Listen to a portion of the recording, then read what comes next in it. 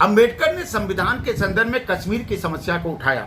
कश्मीर की समस्या के संदर्भ में धारा 370 का अंबेडकर ने विरोध किया, जिसमें जम्मू कश्मीर को विशेष राज्य का दर्जा देने की वकालत की गई थी, जिसे उनकी इच्छाओं के खिलाफ संविधान में शामिल किया गया। बलराज मधोक ने कहा था कि अंबेडकर ने कश्मीरी नेता शेख अब्दुल्ला को स्पष्ट बताया था कि आप चाहते हैं कि भारत को अपनी सीमाओं की रक्षा करनी चाहिए और उसे अपने क्षेत्र में सड़कों का निर्माण करना चाहिए, उसे आपको अनाज की आपूर्ति करनी चाहिए और कश्मीर को भारत को समान का दर्जा देना चाहिए। लेकिन भारत सरकार के पास केवल सीमित शक्तियां होनी चाहिए, भारतीय लोगों को कश्मीर में कोई अधिकार नहीं होना चाहिए। यह अंबेडकर को नागवार था।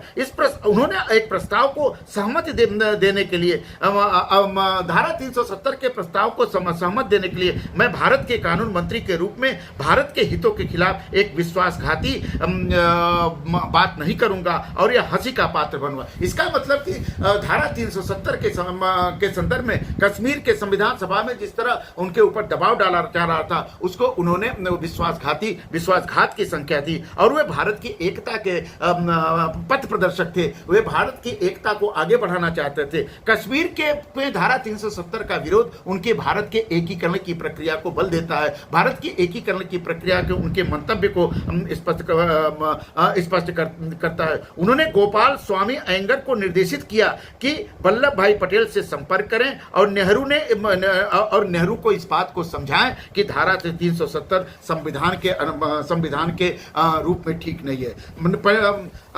डॉक्टर भीमराव अंबेडकर ने समान नागरिक संहिता की वकालत की। उन्होंने कहा था कि मैं व्यक्तिगत रूप से समझ नहीं पा रहा हूं कि क्यों धर्म को विशाल व्यापक क्षेत्राधिकार के रूप में मान्यता दी जानी चाहिए ताकि पूरे जीवन को कवर किया जा सके और उस क्षेत्र को अतिक्रमण से विधायिका को रोका जा सके। सबके बाद में हम क्या कर रहे हैं? हम क्या कर रहे हैं कि किस लिए कि स्वतंत्रता का हनन हो। हमारे सामाजिक व्यवस्था में सुधार करने के लिए हमें यह स्वतंत्रता चाहिए जिससे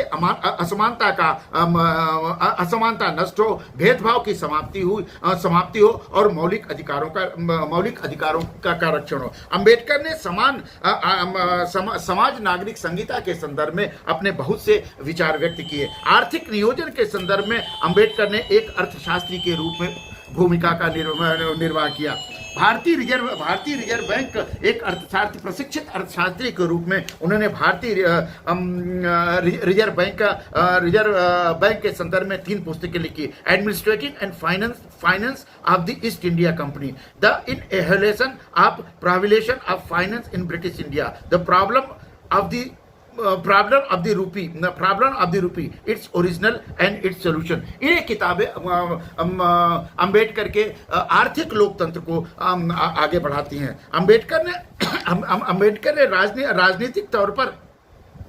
राजनीतिक तौर पर स्वतंत्रता, समानता और भ्रातृत्व भाव को आगे बढ़ाया। यही उनके राजनीति का मूल मंत्र था और इस आधार पर उन्होंने भारत में एक राजनीतिक चिंतन की महत्ता प्राप्त की, प्रतिष्ठा प्राप्त की।